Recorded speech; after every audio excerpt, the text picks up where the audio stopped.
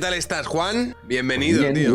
Bien, a estas horas que grabamos medio groggy ya, o sea, yo sé que mi vida de... Sí, sabes que yo me estoy yendo a acostar sobre esta hora y me estoy levantando horario yados, tío. Fucking Horario yados. 5 de la madrugada, sí, rollo 5:30, 6 de la madrugada y tal. Una vida, la típica vida que te imaginas, ¿no? De un youtuber que gana mogollón de pasta, ¿no? Se va a dormir a las 9, se despierta a las 5.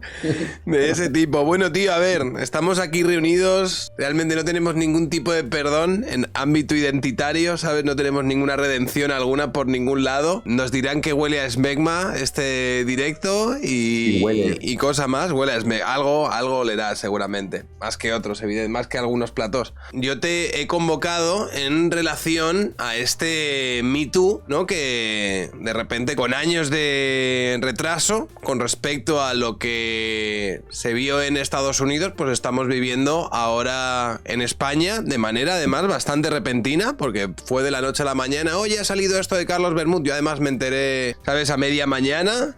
Y hasta que no leí el artículo no vi la dimensión de lo que era la pieza, porque en un principio podía decir, bueno, le están diciendo cualquier cosa, ¿no? Pero luego ves la forma en la que está estructurado el artículo y recordaba mucho a ese que sacaron primero con Harvey Weinstein, que era pues una pieza destructora, con los testimonios, todo estructurado, de una forma en la que prácticamente Carlos Bermúdez no tenía ninguna oportunidad, por mucho que torpemente intentase defenderse. Entonces, ¿tú a qué achacas? ¿Sabes? Que ahora de repente empiecen con estas piezas que además amenazan con sacar más en un futuro, que de eso ya hablaremos más adelante, si te parece. A ver, yo llevo desde que estamos a miércoles, esto salió el jueves, hace casi una semana, y yo llevo desde entonces preguntándome si esto dice más sobre el país o sobre el país. O sea, si esto dice más sobre el periódico o sobre el sitio donde se publica el periódico y donde eso que se publica en ese periódico se convierte en motivo para destruir la carrera de un director de cine. Porque hay, bueno, de Harvey Weinstein y el New York Times está copiada la forma, pero el contenido dista muchísimo, ¿no? Harvey Weinstein acabó condenado en los tribunales, salió en esa primera pieza una parte de una conducta que había sido muy conocida en el mundillo, y hasta hay un libro que se llama Sexo, Droga y Cintas de Lidio o algo así, que habla sobre Miramax, sobre la productora de Harvey Weinstein, y que ahí ya se cuentan cosas de estas, que se queda que era muy vox populi. Lo que pasa que, como pasa con los chistes de Pablo Motos, hace unos años ese tipo de actitudes hasta encajaban en el ambiente progre, porque era como un tío libertino y tal, y follador, y era esto tenía una connotación mucho menos negativa que después del Me Too, ¿no? Pero es que el contenido del artículo, es que a mí lo que me tiene pensando sobre esa cuestión de si está peor El País Diario o El País España, es que el efecto que tendría que haber tenido el contenido de esa pieza, pese a los adjetivos que ponen, pese a la retórica victimista que a veces tienen las testigos, las anónimas, y que a veces se la da el texto del periódico, ¿no? Sí. El efecto que tendría que haber tenido ese reportaje solo tendría que haber afectado a la reputación sexual de Carlos Bermúdez. O sea, después de leer eso, tendría que haber tías que dijeran no lo toco ni con un palo, que este es un guarro de mi padre de cojones, y tías que le buscasen en Tinder. Porque, o sea, pero claro, el efecto ha sido sobre su carrera. Y dices, joder, pero si de las tres, una demuestra que no es un violador, porque se mete en su casa, ven la peli, él le mete mano, ella se pone rígida, no quiere, el tío se pira a su habitación y está chateando con otra para ver si folla. Y, o sea, yo no he estudiado criminología, pero creo que un violador, si te tiene en su casa y le dices que no, te fuerza en ese momento, te encierra, ¿no? Él la deja ir. O sea que, claro, ese testimonio hecho, para mí... Hay un comentario ahí que dice el tío que lo han utilizado para incriminarle, en plan, esto es cultura de la violación. Que él dice, si nosotros quedamos para ver una peli o tal, puedo dar por hecho que hay una intención sexual, pero en el momento, pero claro, a partir de ahí, eso es lo que la gente ha señalado como, ahí está la cultura de la violación, ¿por qué das por hecho que hay esa intención? Pero el tío, acto seguido, dice, pero en el momento en el que veo que esto no es así, pues paro. es que es muy curioso todo esto, porque y las otras dos, que sí que tienen una primera experiencia, donde en algún caso, aunque él niega parte de las cosas, pero en algún caso pues, podría hasta haber algo denunciable. O sea, si yo soy la tía, a lo mejor la denuncio, porque el tío es un cerdo y tal.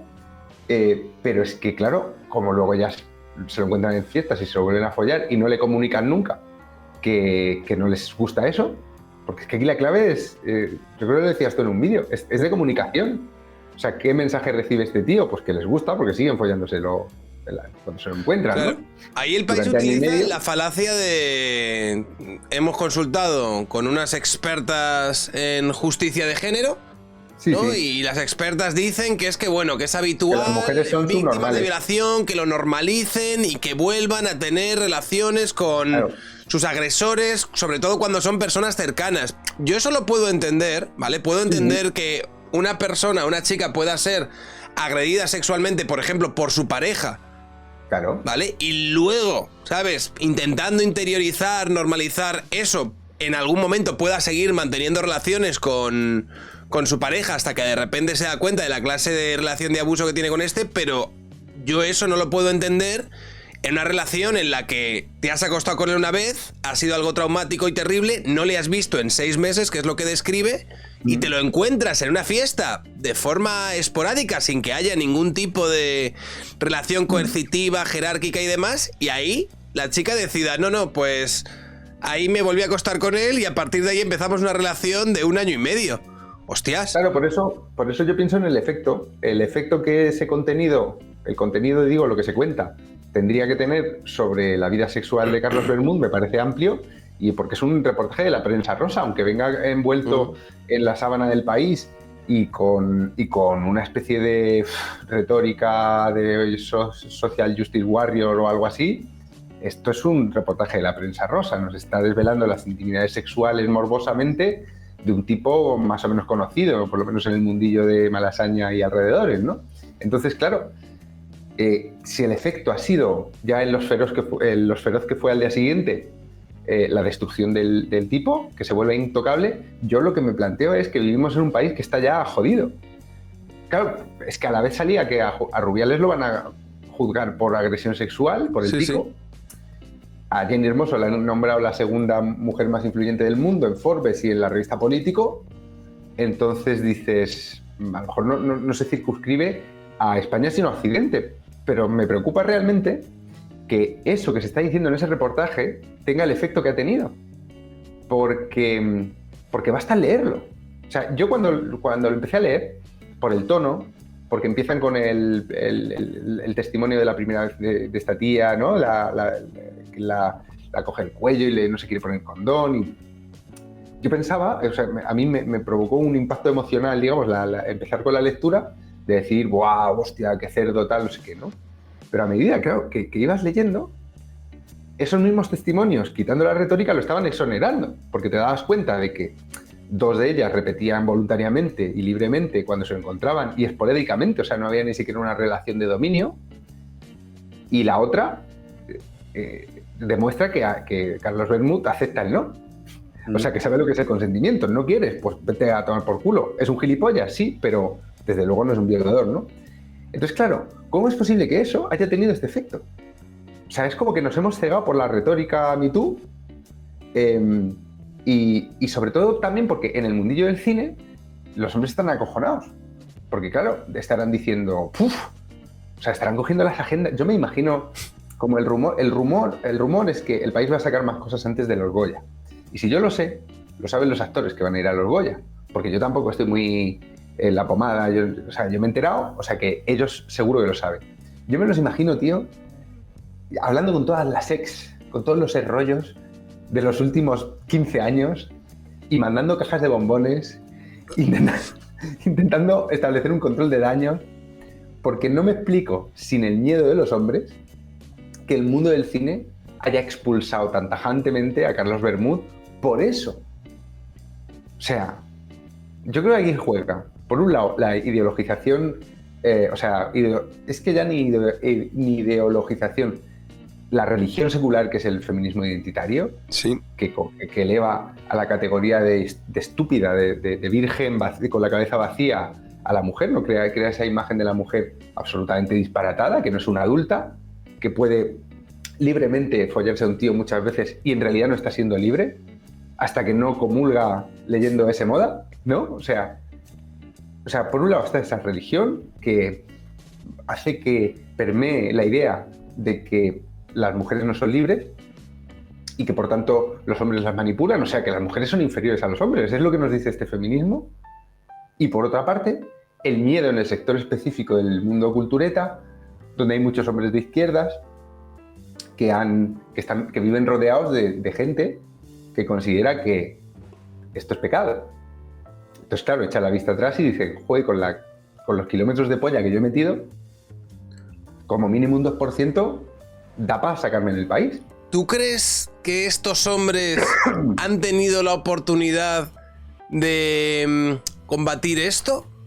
¿O tú crees que son cómplices de lo que podíamos hablar como su propia destrucción?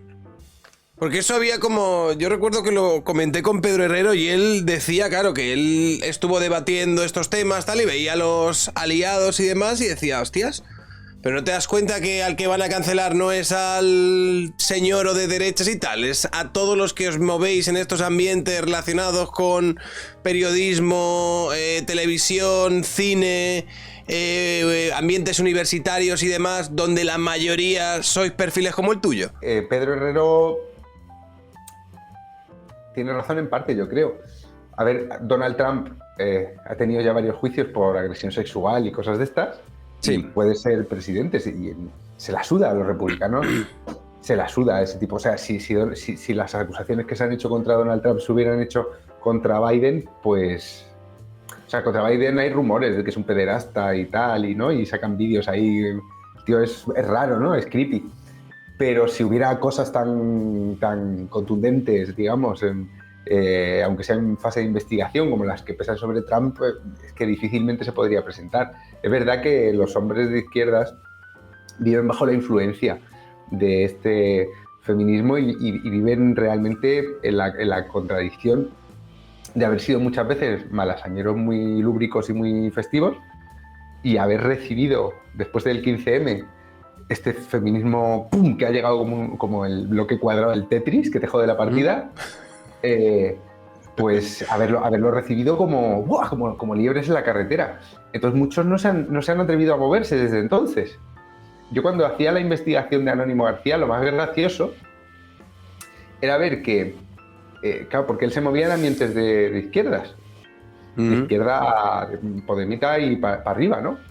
Entonces era muy gracioso ver cómo él encontraba que el único tema del que no se podía hablar era este, ni con mujeres ni con hombres, porque había realmente pavor a terminar pensando, por ejemplo, que una cosa no era como la estaban diciendo las feministas. O sea, había realmente miedo, y por eso la cantinela de hace unos años, ya menos, en esos ambientes así culturetas de izquierdas, era hay que callar y escucharlas. Y era una forma de decir, no te metas en líos, no abras la boca. No abras la boca porque... Y es lo que decía Sabater. ¿Has leído el texto que publicó Sabater y por el que no han echado del País? En una parte dice que el País, el periódico, está dominado por estas feministas radicales. ¿Eso ¿no? decía Sabater o el que echaron después, el que se fue después? Y Azúa, que se va en solidaridad, ¿sí?, abunda en esa crítica que hace Sabater y dice que hay una tiranía, ¿no? Y es difícil pensar que el texto se presente con ese tamaño en un periódico sin algo parecido a una tiranía de esta gente, porque la noticia realmente es que, ya te digo, lo que no paro de pensar es cómo puede haberse montado tan gran pollo por una noticia que viene a decir que este tío es un cerdo en la cama. Ya está. Porque el primer testimonio sí que narra una agresión sexual y porque creo que está dibujado de una manera tan sórdida que a mí me parece que no había espacio a la defensa. Hay gente que dice, no, yo creo que se autoinmoló él al contestar tal, que fue una torpeza participar de la propia entrevista. Evidentemente yo creo que tampoco estaba prevenido de cuál era el texto con el que iban a acompañar sus declaraciones. Pero aún así, yo creo que aún sin sus propios testimonios y demás, la forma en la que está narrada, ¿tú recuerdas la parte esta en la que hablan de el pestillo, la chica por la noche intenta salir, él se pone por delante, le dice no me puedes dejar solo y... Entonces, eso te lo cuenta con una... Yo cuando lo estaba leyendo me estaba impactando, en plan, porque... Sí, claro, es lo que te he dicho que me pasaba a mí. Te lleva ahí y tú dices, qué Claro. terror, ¿no? Porque está ahí y estaba aterrada y tal, pero luego yo me puse a pensar y dije, pero un momento, este miedo a decirle que no, que me voy a mi puta casa, déjame en paz. En plan, ¿este miedo en qué estaba fundado? Estaba fundado en episodios, porque la misma chica dice que tenía miedo, pánico a llevarle la contraria, pero dice, pero esto estaría fundado en episodios donde el señor perdía los nervios, se volvía absolutamente loco, era terrorífico, era... Pero claro, dices, pero esto no me lo está contando el país. Y si esto hubiese pasado, esto me lo hubiese contado el país. Entonces, claro, realmente es un miedo que está basado, que yo no lo pongo en duda, el miedo, pues el miedo es subjetivo y es de cada uno, pero ¿en qué está basado ese miedo? Entonces, en el momento en el que ese miedo no está basado en acciones que haya podido tener el señor este, a partir de ahí, ¿cómo le podemos responsabilizar solo a él de...? Entonces, la lectura que yo tuve con Fernanda de ese episodio es que esto es patético. O sea, el hecho de que tú te vayas por la casa y aparezca el tío y diga, por favor, no me dejes solo, es más un... no quiero estar solo, ¿verdad? Que me parece algo más patético y sin embargo te lo venden como si fuese algo sórdido y propio de un depredador. Otra cosa que también me inquieta de las reacciones del efecto del artículo este es que hemos naturalizado hasta límites de auténtica locura colectiva que hechos que no tienen nada que ver con tu trabajo afecten a tu trabajo. Y esto yo también lo dije con la Itziar Ituño esta, la actriz proetarra, que dije, bueno, a mí me interesa que sea buena actriz. Uh-huh. Me parece abyecta su ideología, como me puede parecer abyecta la ideología de cualquier otro, ¿no? Pero, o sea, entiendo que se le caigan patrocinios, porque es que eso es normal, ¿no? No vas a ser, difícilmente vas a ser la imagen de una empresa o lo que sea si vas a ciertas manifestaciones, pero partimos de esa base. Yo no voy a ser imagen de ninguna empresa por las cosas que escribo, y lo tengo asumido. Uh-huh. Quiero decir, es fácil, es un juego, pero a mí me pregunto cómo le va a afectar también en su carrera de actriz, y yo ahí sí que sería un defensor a capa y espada, porque dices, vamos a ver, esta tía puede ser proetarra, puede ser gilipollas, puede ser lo que sea, pero yo a una actriz solo le pido que trabaje bien interpretando, ¿no? Y esto ha pasado con profesores, a los que han castigado por un tuit o por donde fuera, ha pasado con médicos, ha pasado con distintos profesionales, ¿no? Uh-huh. Y dices, joder, ¿hasta qué punto hemos naturalizado? Porque esto es típico de los totalitarismos.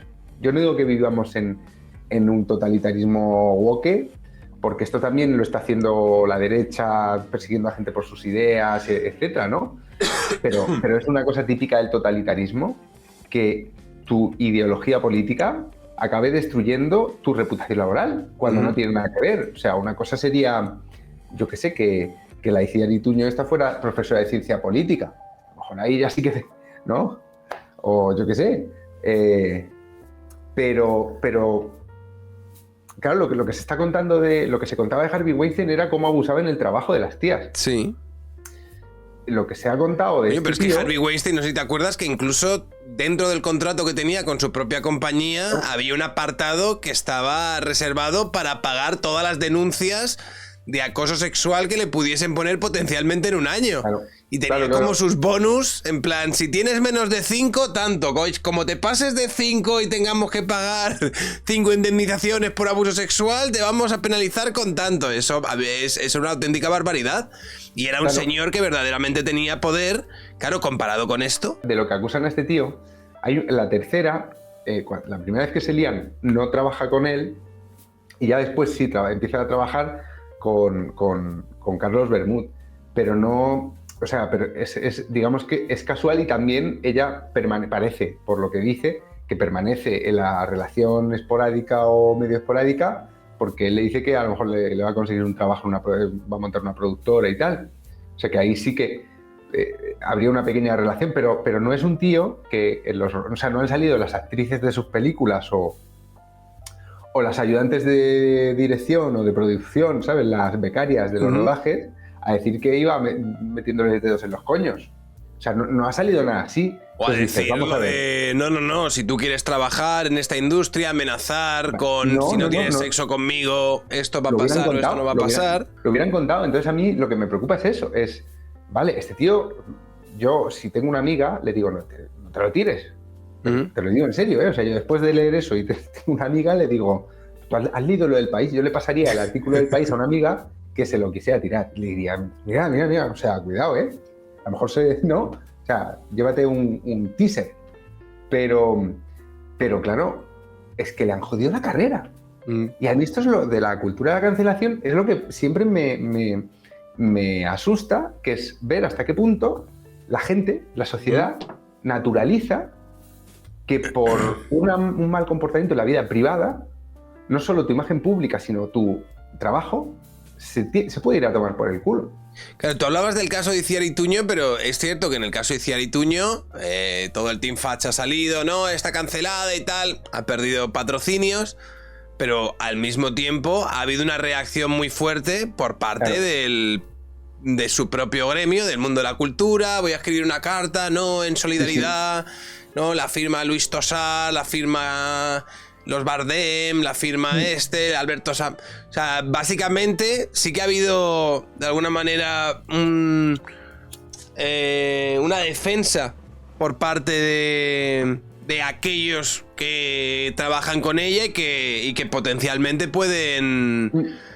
O sea, no parece que su carrera per se vaya a ser resentida necesariamente por esto. Sin embargo, con Carlos Bermúdez yo lo que me he encontrado es que incluso gente que puede estar más o menos dentro de la industria, no, ¿qué coño? Gente que está dentro de la industria, que en privado te dicen una cosa con respecto a esto, en plan de, hostias, pues es que me parece una barbaridad lo que han hecho, a ver, el tío la ha cagado mucho, lo ha hecho fatal, pero esto es una canallada y tal, pero que luego, en público, por fuerza además, tienen que decir, no, estoy con las víctimas y tal, porque es que parece como que no hay otra forma de posicionarse.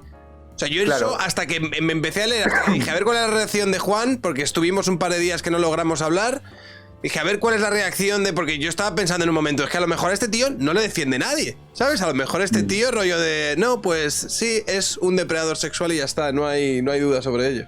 Que puedes que un depredador sexual... puede ser, porque o sea, no hace falta forzar a nadie. O sea, el tío es un bestia, vamos, yo pienso. Pero es que yo no soy quien ni siquiera para hablar de esto. Es que es lo que me flipa, tío.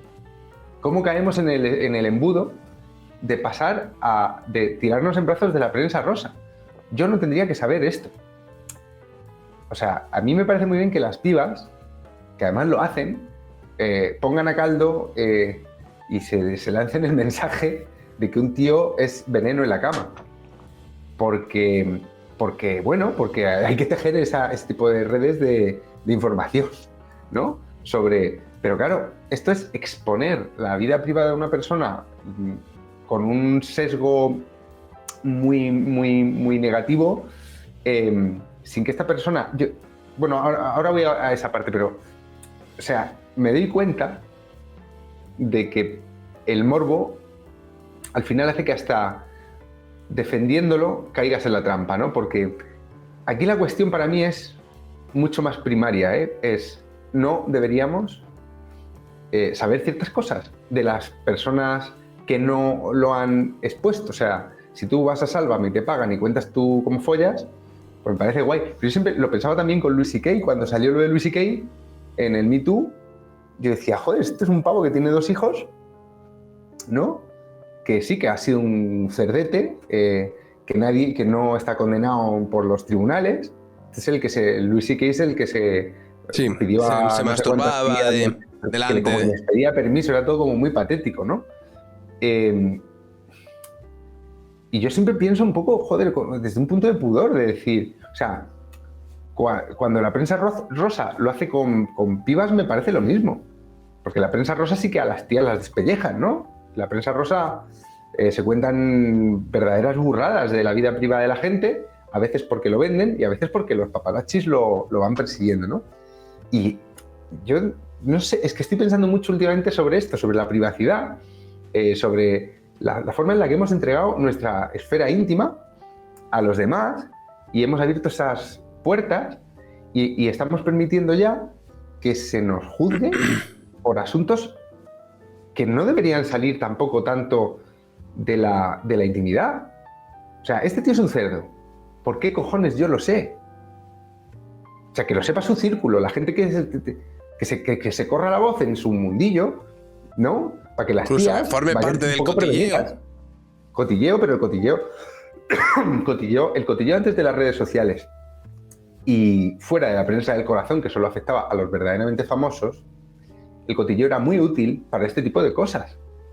La gente sabía, las tías sabían qué tíos follaban bien y qué tíos follaban mal, qué tíos la tenían pequeña, y los tíos sabíamos también muchas cosas de las tías, porque el cotilleo siempre había funcionado antes de las redes sociales como una especie de servicio de información secreta en el que los demás no sabían del todo lo que tú sabías de los demás, pero ibas encontrando información útil para tus relaciones sociales, ¿no? Pero con las redes y con esta especie de pensamiento Me Too de que la vida en la cama es un bien público del que todo el mundo tiene derecho a hablar, que al final es una especie de destilado fuerte de lo personal es político, del adagio este de Sí. 68ista.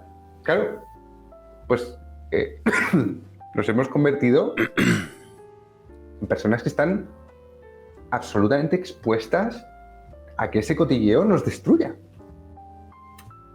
Y por eso yo estoy pensando, ¿cuántos redactores del País, de la sección de cultura del País,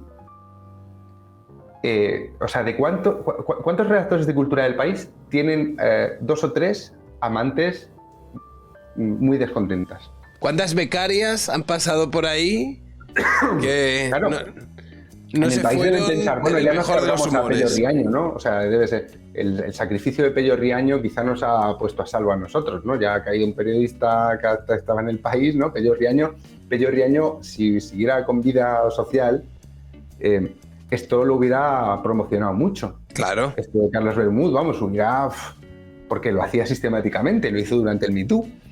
Entonces, claro, luego lo que descubres es que pues, tenía también sus muertos en el armario y se lo cargan, y a mí me parece fatal que se lo carguen, aunque sea con la misma medicina que él aplicaba a los demás, porque me parece éticamente intolerable.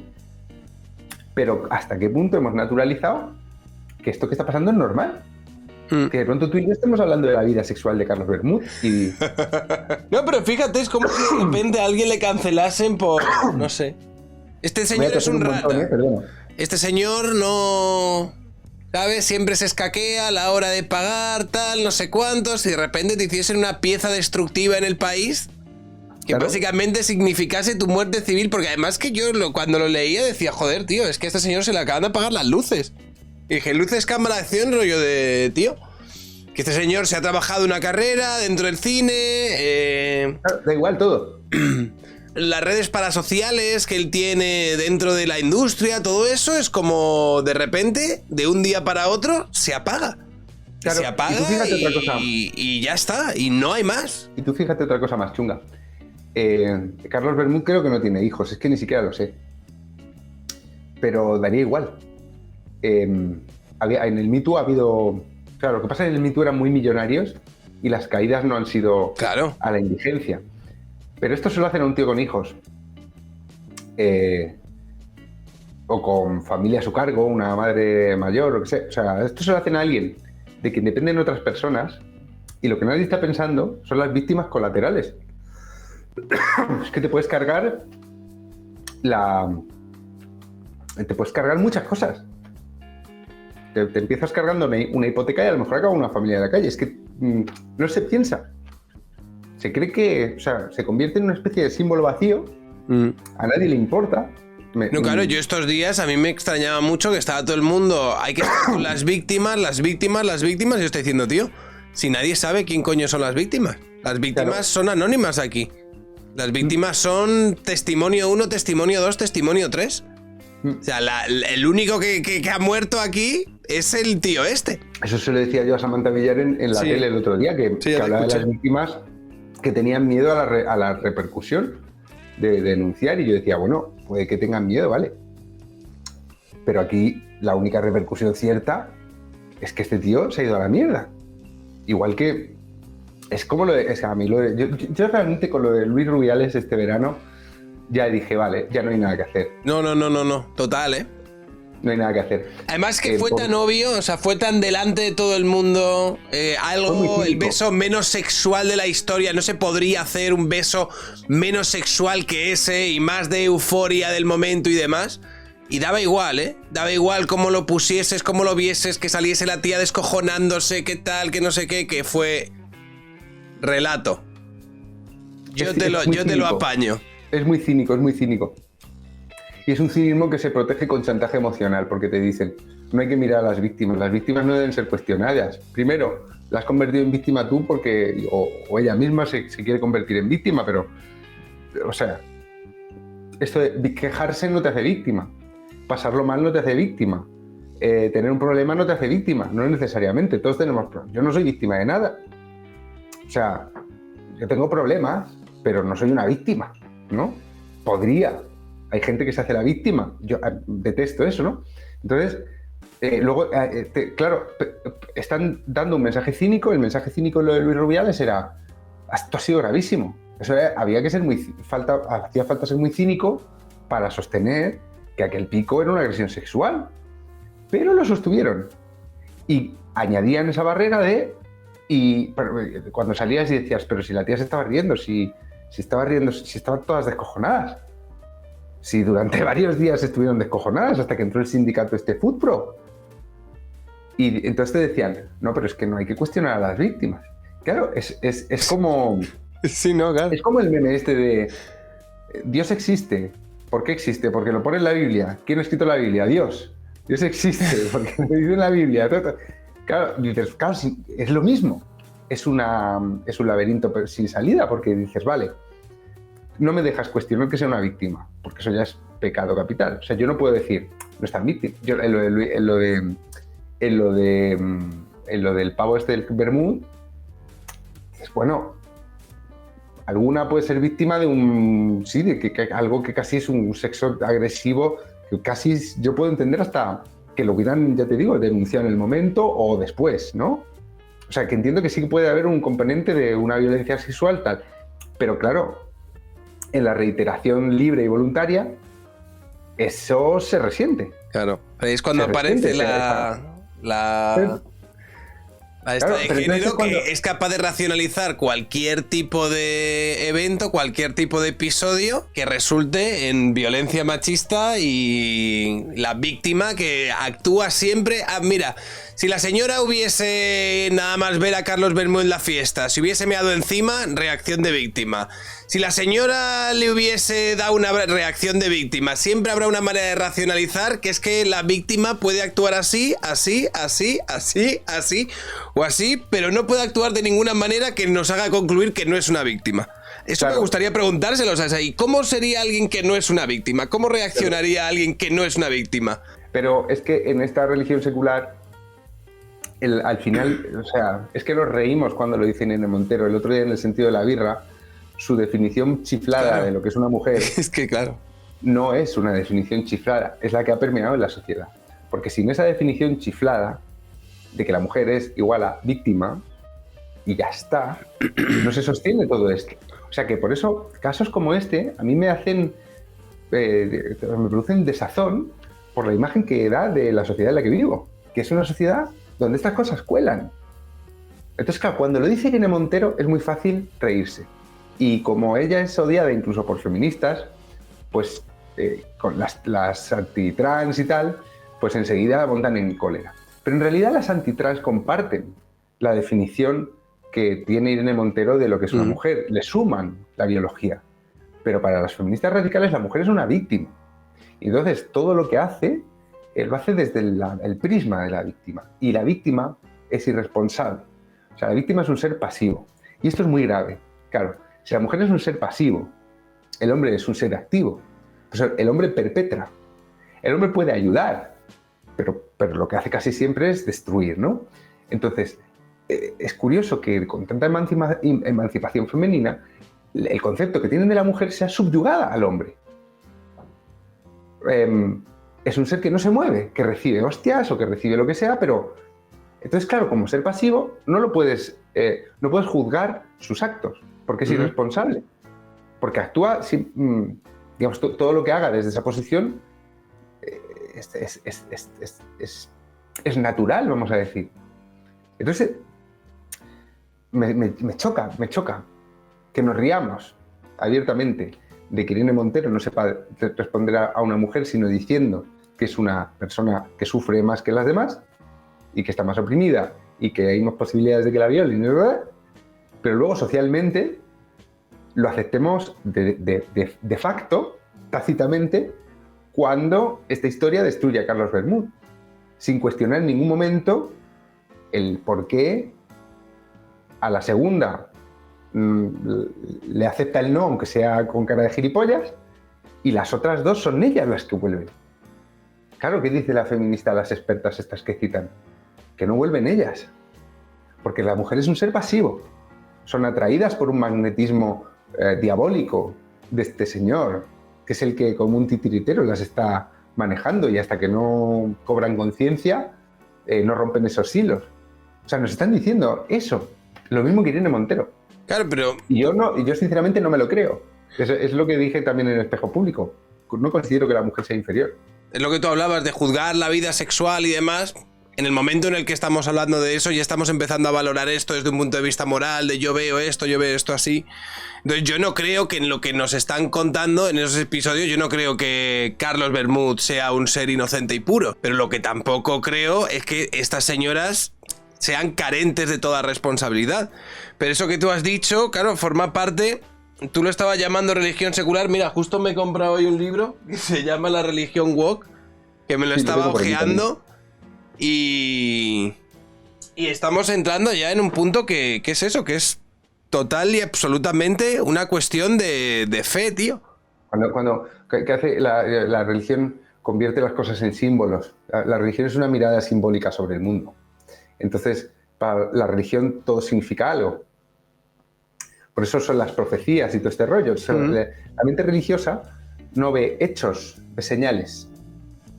Y el feminismo identitario no ve hechos, ve señales. Por eso es tan impermeable a buenos argumentos que cuestionan ciertas cosas, ciertos principios. Por ejemplo, la idea del patriarcado que manejan es una idea simbólica. O sea, es muy difícil, pero yo no sé si tiene... O sea, no sé cuánto de... O sea, no sé qué ha sido exactamente el patriarcado y si se parece más a una cosa a otra, porque es muy difícil. Eso siempre se estudia desde la lente contemporánea, el pasado. Entonces es muy difícil que se averigüe, digamos, una cosa factual de qué ha sido el patriarcado realmente, ¿no? Como qué ha sido realmente, ¿no? Como un relato histórico objetivo o algo así, es muy difícil hacerlo, ¿no?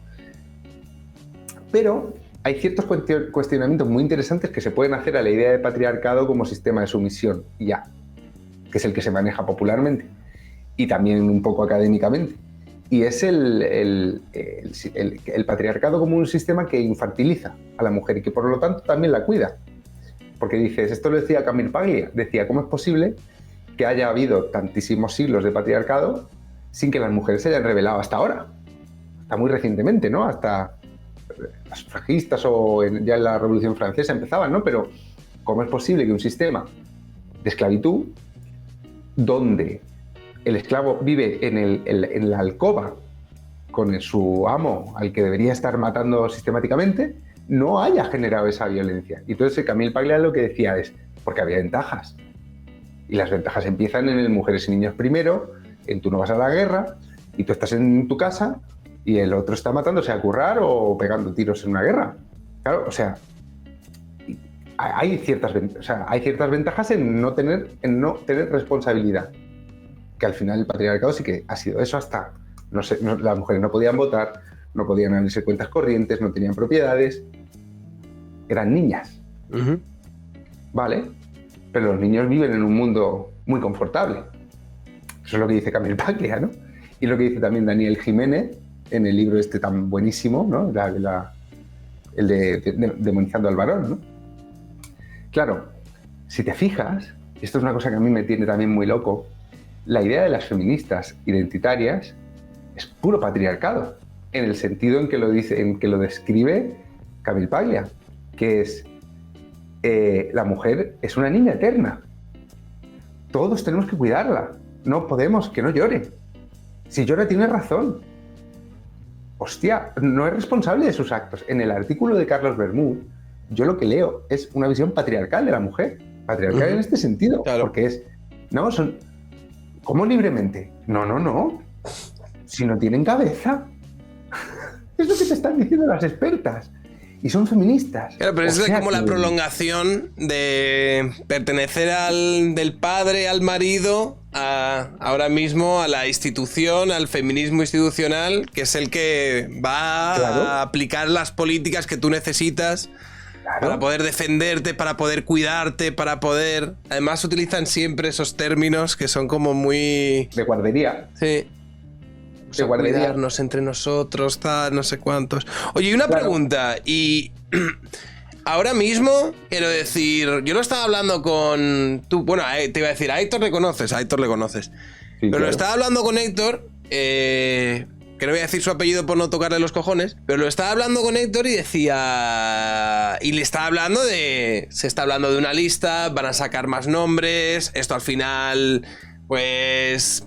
no las han sacado de golpe y tal.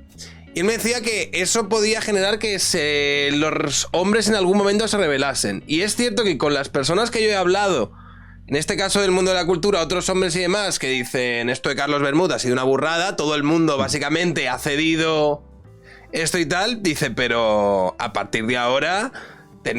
lo que todo el mundo tiene claro es no se le va a conceder nada al país, es decir, el país no te voy a responder a oye, tenemos una entrevista, unas declaraciones y demás, punto número 1, punto número 2, nos vamos a ir al Mundo o a The Objective, como nos habla de estas, al barro y a lucharlo hasta el final.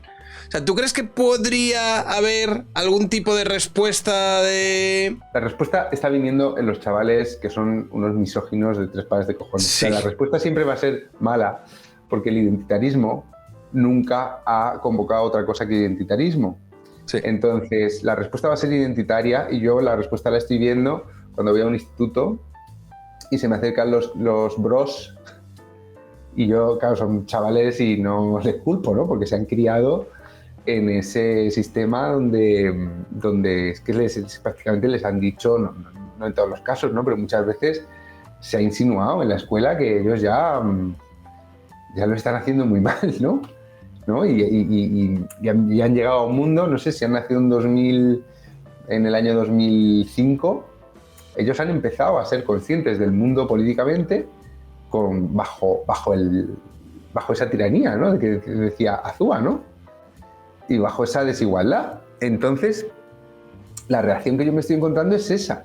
Yo creo que el mundo de la cultura no se van a esconder, son muy cobardes, porque tú lo decías, Sabater, que para vivir en el mundo de la cultura en España, lo importante no es ser de izquierdas, sino no parecer de derechas. Que es uno de los aforismos finos esos que dicen toda la verdad. Entonces, van a perder el culo por ir al país a promocionar sus películas y igual que lo pierdo yo, sí, o sea, yo del país digo muchas cosas, pero claro, a mí yo si saco un libro y me van a hacer una entrevista en el país, claro que voy. Vas porque lo lee mucha gente, igual que vas a... Es como la tonta de la actriz que decía, no, yo no iría al hormiguero.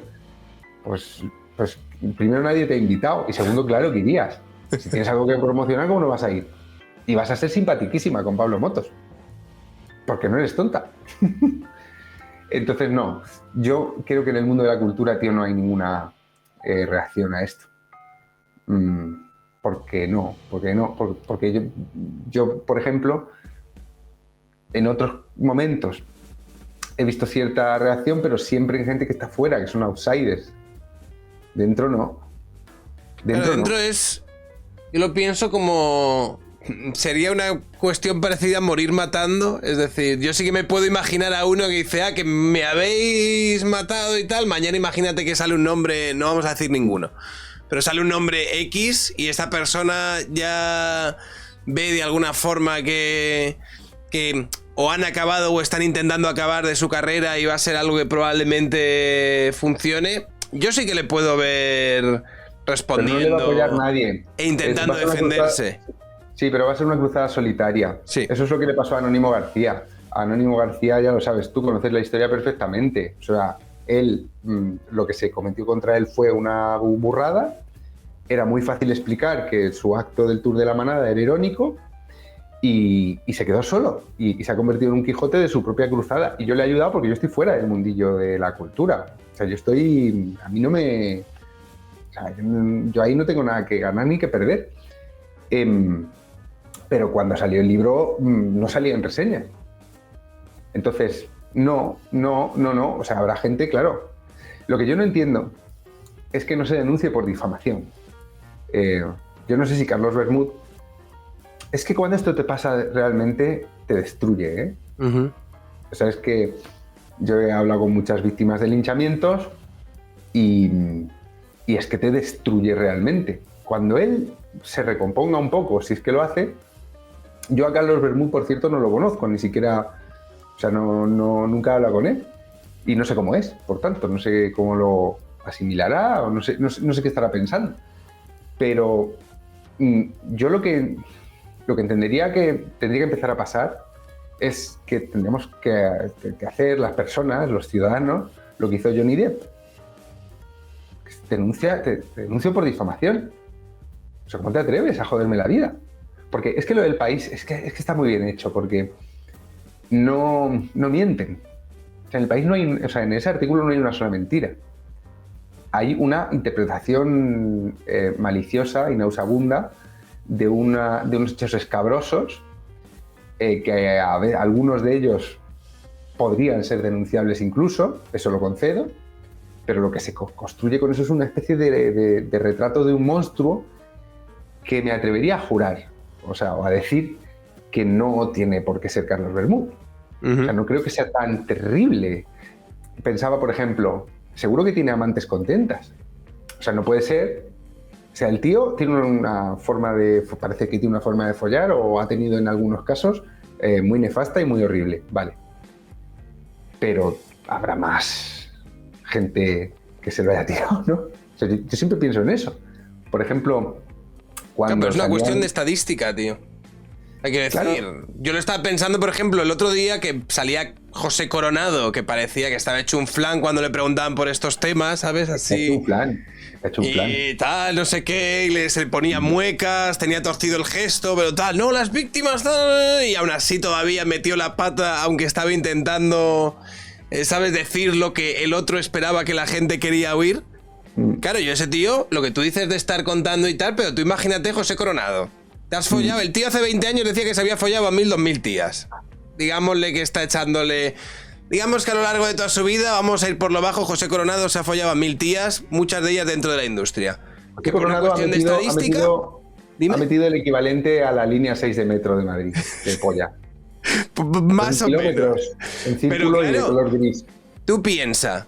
el 80%, el 85% a lo mejor han quedado súper satisfechas. Súper satisfechas. Solo tienen que decir cosas buenas de ti. Hay un 10% con la que no te has vuelto a hablar. Y hay un 5% de te rayo el coche y te... Pero claro, es por puras... No es por una cuestión de... No, es que es estadística. Tiene que haber un porcentaje de tías con las que se ha follado José Coronado que digan, este tío es un hijo puta, este tío me puteó aquí, este tío hizo esto que a mí no me gustó y este tío luego cero responsabilidad afectiva. Entonces, claro, yo lo estaba pensando, rollo, cuanto menos parejas hayas, cuando menos golfo hayas sido, más posibilidades hay de que no tengas a alguien muy cabreado contigo por este tipo de cuestiones. Claro. Si el cabrón del Belinchón...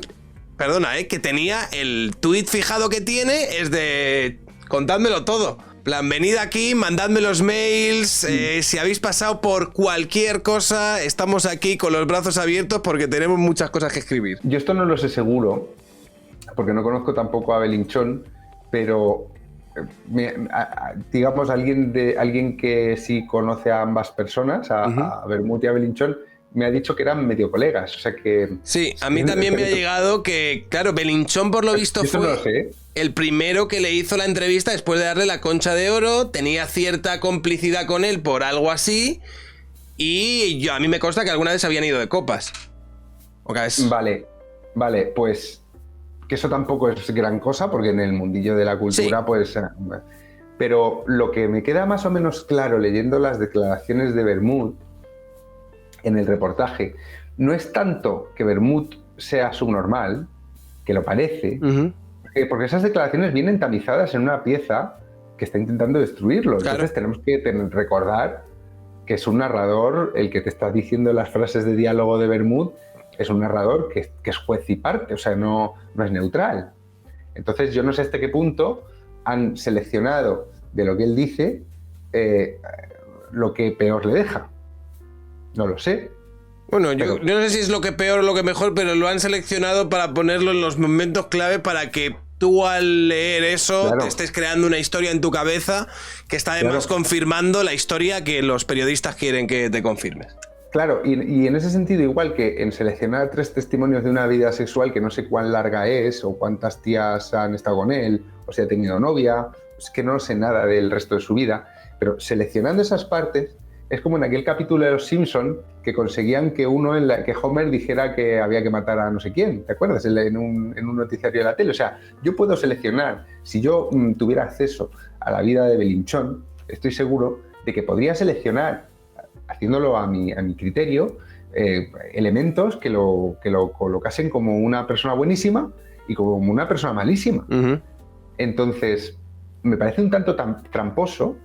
Por eso vuelvo a lo que te decía antes, me parece acojonante que estemos hablando del sexo de Bermud, porque nos están dando una máquina, una cosa creada, una novela, con una selección y no hay ninguna contraparte. Entonces a mí siempre una cosa que me desazona en estos casos es que no salga gente que está a buenas con él a decir estáis equivocados o yo tengo otra impresión. Ha pasado a veces en el Me Too, yo recuerdo alguno de los casos, ahora mismo ya no sé cuál, porque hace muchos años, ¿no? Pero alguno de los Johnny casos... Depp, por ejemplo, salió... Estos salieron en el juicio, sí, es verdad. Salieron exes y salieron otras chicas que habían estado con él que decían que la imagen que se estaba dibujando de él, por lo menos no era la que ellas habían experimentado. Claro, entonces Aziz Ansari, ¿no? Creo que fue Aziz Ansari. Sí, ese fue Este fue por tener una cita que había sido desagradable y demás. Sí. Pero a mí me deja un poco muerto. O sea, yo qué sé, si esto le pasa a un amigo mío, que yo sé que aparte de un cerdo tiene otras virtudes y que no siempre es un cerdo, por ejemplo,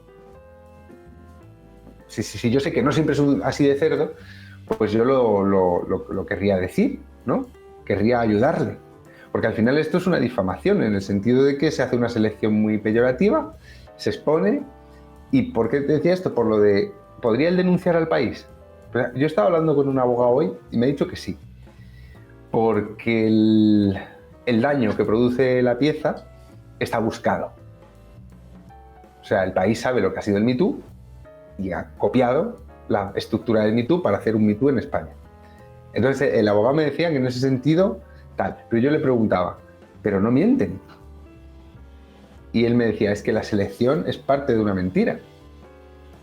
O sea, y yo decía, hostia, pues esto es una idea interesante, ¿no? O sea, el país no está diciendo nada que sea mentira, él tiene voz en el reportaje, aunque seleccione sus palabras, pero lo que se construye con eso es una difamación. Claro. Porque está poniendo la lupa.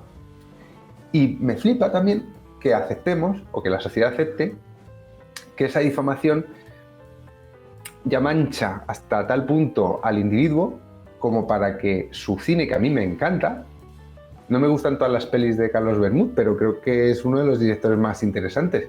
Yo quiero seguir viendo qué películas hace, ¿no? Y ninguna actriz que ha trabajado con él se ha quejado, pero ninguna ha salido tampoco a defenderlo, ¿no? Entonces digo, qué desazón, porque al final, por cómo se cuenta esta historia, estamos perdiendo historias muy chulas, sí, que habría podido contar él. Yo también lo pensé y me generaba como cierto pesimismo exactamente lo mismo. El pensar que tampoco yo era un fan acérrimo, quiero decir, a mí Magical Girl me pareció una obra de arte. El otro día vi Mantícora con Fernanda, en plan, antes de que la quiten y demás. Y a Fernanda no le gustó mucho, pero a mí sí que me llama mucho la atención. Y tener la sensación de este señor podría estar en su prime creativo y tener las próximas piezas que fuesen, coño, por lo menos, además que te dejan un pozo, te dejan pensando, te dejan rayado, te impactan, te generan sensaciones y decir, no le van a dejar hacer absolutamente nada más. Creo que estaba pidiendo además una subvención para, no sé, en Francia o no sé dónde quería hacerla, no lo sé. Y evidentemente nada de absolutamente nada. Además es un tío que, ya te digo, era un tío que aquí ya no era alguien que arrasase. Es un tío que tenía más, pues eso, nombre de festival, de cine independiente y demás. Sí, estaba lejos de cubrir pérdidas, ¿no? Pero te lo digo también porque al final con esto nos acabamos, o sea, una sociedad que se ha enloquecido tanto como para dejarse afectar por hasta este punto por esta clase de escabrosidades desagradables, se castiga a sí misma porque, no sé, que perdemos un director de los que molaban, pues vale, venga, ¿no? Y ya te digo, es que si lo hubieran denunciado trabajadoras de las películas que les iba tocando el culo, ¿sabes? Cosas de estas, yo sí, ahí ya sí que lo entiendo, ¿eh? O sea, tú, como mínimo, pero claro, mejor que, o sea, esto por los tribunales, por supuesto, ¿no? Sí. Pero si ese proceso de tribunales se inicia con una cosa periodística, no me parece mal. Harvey Weinstein fue el caso. O sea, Harvey Weinstein sin el Me Too es imposible de derribar. Y al final lo llevan a los tribunales con las esposas del New York Times, ¿no? O sea, que yo entiendo que estas cosas tienen su tal. Pero es que lo que se dice Carlos Bermud afecta a su vida sexual fuera del trabajo. Si no se hubiera contado. Se hubiera contado seguro, ¿no? Entonces, vale, pues, o sea, que no puede ser un cerdo y un director de cine. Es lo que me están diciendo. Pero igual que bueno, no puede ser una mujer y libre y responsable. El país nos está diciendo las dos cosas.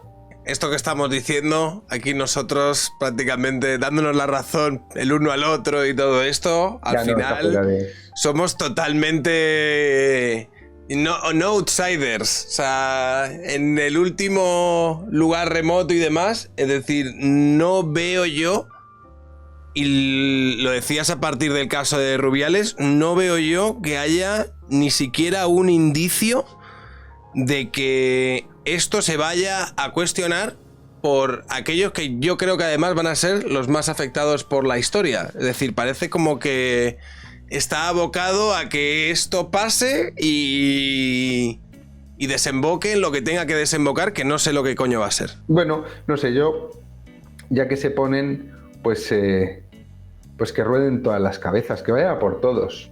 O sea, que a la mínima que hay una mínima historia, que lo saquen. O sea, esto, y a ver qué pasa, ¿no? Porque, claro, es que, repito, o sea, Carlos Bermud o tal, o lo que se cuenta de un verdadero cerdo, ¿eh?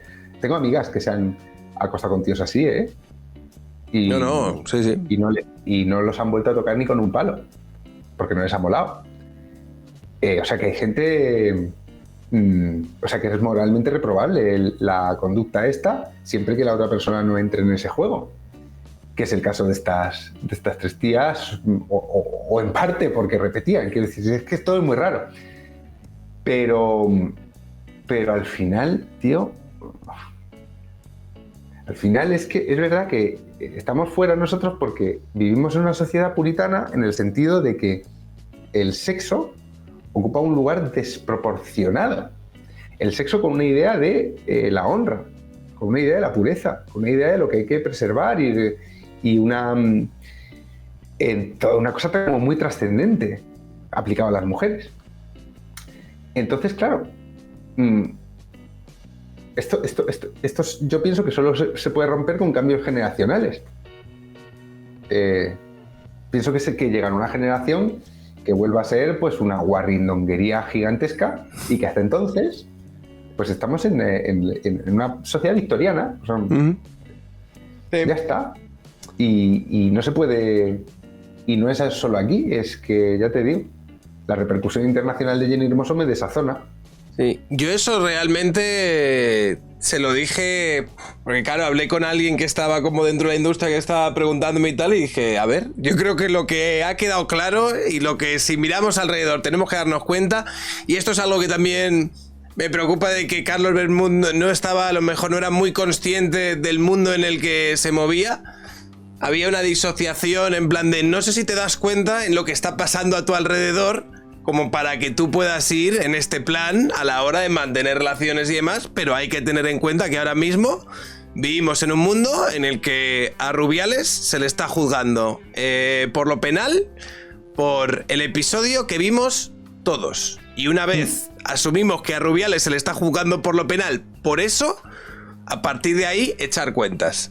Claro, es que se han ido cayendo muchas paredes, porque tú fíjate, hace unos años, es que cuando se cargaron la distinción entre abuso y agresión, yo recuerdo que estaba mucho más era mucho más polémico el hecho de que un pico pudiera ser una agresión sexual, que se llamase igual que las violaciones. Pero han ido como... esto es como lo de Sánchez y la amnistía, tío. O sea, es como que se van derribando paredes y y la corriente tira para adelante, y de pronto vivimos en un país donde juzgan en la Audiencia Nacional a Rubiales por agresión sexual, y nos parece como que, bueno, que eso que está pasando, o sea, yo ya lo he asumido, o sea, hace unos años que creía que lo estaría luchando. Hace unos años yo creería que estaba con mi canal, no sé qué. Ahora el rollo de, no, esto ya es. De bitácora. Ya es, ¿sabes? No es rollo de tú lúchalo, no, esto ya está ahí.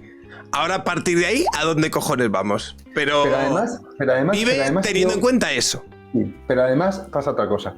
Hay una distancia enorme entre lo que dicen los medios y lo que la gente piensa. Porque si tú hablas tú no paras de hablar con gente que te dice que lo de Bermud es una barbaridad. Y yo no paro de hablar con gente, y con lo de Luis Rubiales igual. O sea, tú te pones a hablar con gente, te pones a hablar con taxistas, y es que la gente no se lo cree. Es como lo de la inmigración. O sea, en los medios está prohibido problematizar asociar criminalidad e inmigración. Entonces es lo de eso de joven de Jovenlandia y todo este rollo, ¿no? Sí. Esa corrección política. Pero la distancia entre la opinión pública y lo que se cuenta en los medios es inmensa, porque la gente que vive en no sé qué barrio tiene problemas, porque no sé qué... O sea, la gente se sigue dando cuenta. Entonces, claro, como pasó en Estados Unidos, la corrección política al final crea una especie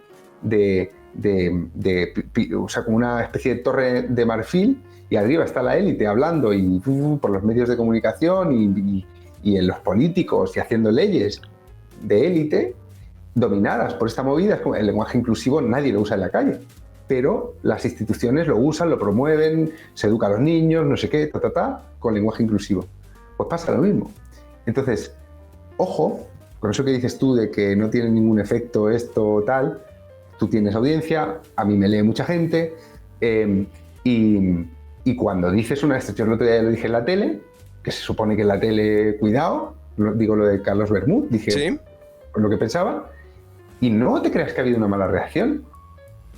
No he tenido ninguna funada No. O sea, la gente lo entiende, al revés. Entonces, yo lo que creo que hay que romper es la corrección política. Y por eso creo que es importante no ser políticamente incorrecto como Vito Quiles o yo qué sé, ¿sabes? No el rollo este de... No, sino vamos a hablar de las cosas. Vamos a hablar de las cosas porque hay gente que lo escucha y que lo piensa en su casa y dice, pero ¿de qué están hablando, no? Uh-huh.